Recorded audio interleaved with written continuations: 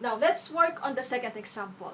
We have the barium nitride plus the water will give you barium hydroxide plus the ammonia. Okay, now let's start with the barium. We know that the barium in the reactant is 3, while on the product it is only 1. So what coefficient can we put here to make this barium equal to the barium in the reactant?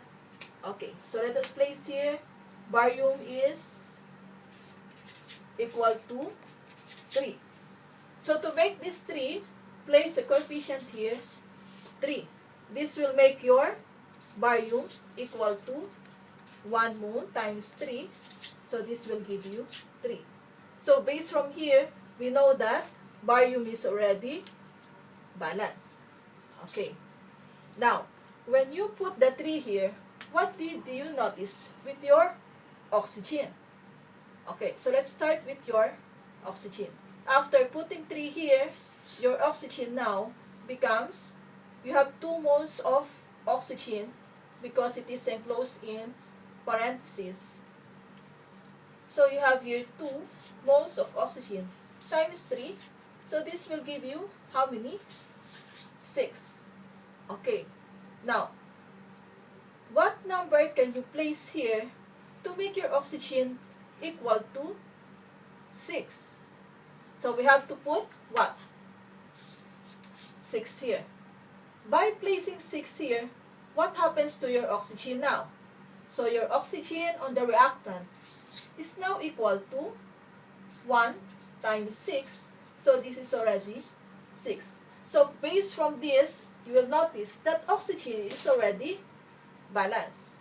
Okay. Now, when you put the coefficient 6 here, what happens to your hydrogen?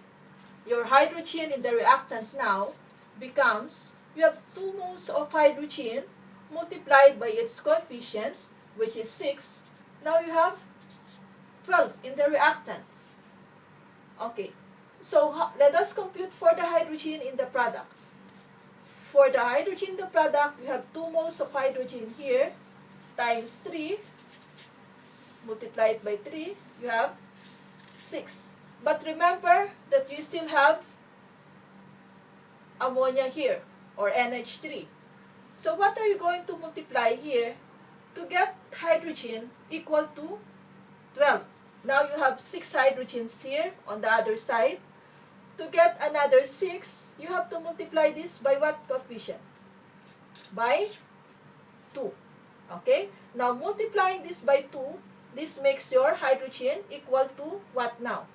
So 2 times 3 for the barium hydroxide plus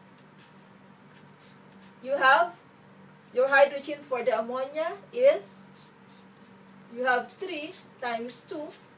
So now you have your hydrogen now totals to what? 12. Which is also equal to your hydrogen in your reactant. So this is now balanced. Now after putting 2 here, you notice that your nitrogen becomes what?